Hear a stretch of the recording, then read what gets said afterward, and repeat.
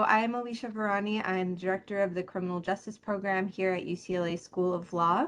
It's unclear as to whether EM is actually being used in lieu of jail, because what we see over time is that the number of people on EM is going up over time.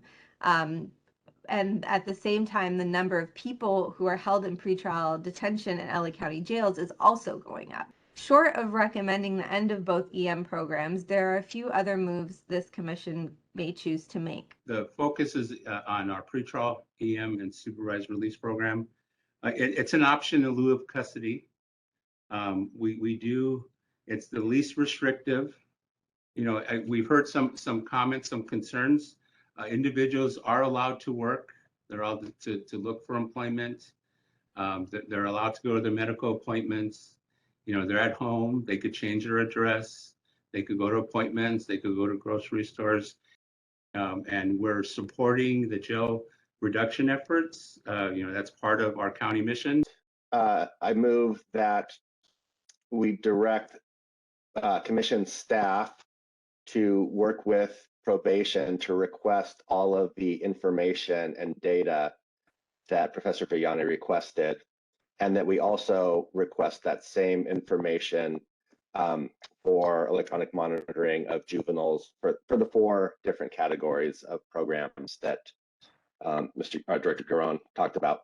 Item number 4 is for us to discuss and take appropriate action on services provided by Los Angeles Probation Department Special Enforcement Operation Unit, SEO.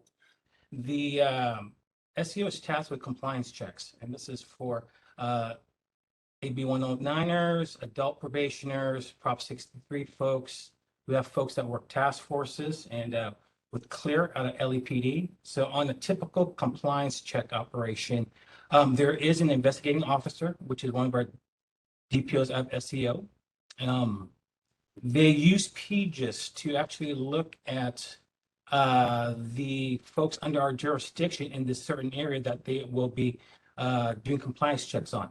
I guess I got caught up in that explanation, and I was looking for some clarification about the process. It's just like crime spike happens, we go in and decide to do compliance checks on anyone who's eligible to have them done in a particular community, or how does that go?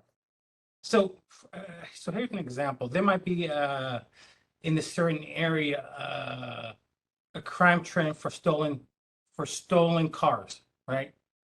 For stolen cars. So the teams would check PGIS to see, hey, in this area, which probation clients have a history of stealing cars, right? That are subject to search and seizure. So they will, for that day, their locations are these 6 to 10 probationers, right? AB 109ers, former probationers, that have a history or current crime of stealing cars. How do you know that there is a spike of catalytic converter thefts in some neighborhood in San Gabriel, for example? We'll talk to the law enforcement.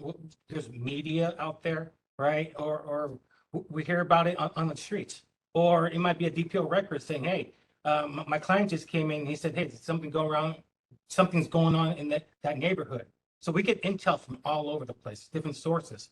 And so that's how these op plans and the locations could come up with this information. It seems to me that there's very little to distinguish, at least visually, between a probation officer standing there with a sidearm and tactical gear and LAPD Pacific Division. And maybe even Pacific Division might look less threatening. So aside from that, I'm just curious, why do you think it's a better situation or a better policy that the department employ these officers, probation officers, to do these compliance checks as opposed to law enforcement? Absolutely. So I think that our skills and our training are much different than a local beat cop, right? Our SEO officers are some of the most highly trained officers in the department. They do go with the idea of making sure that everyone is safe. But the mindset going in from probation's perspective versus law enforcement is we know that probation, we have to go back into that home. we have to go back and work with that individual. Is this unit wearing body worn cameras? Probation does not wear cameras. Why not? We have not actually even explored that. I know other departments in California are looking at that, especially in custodial settings, but we have not yet done that.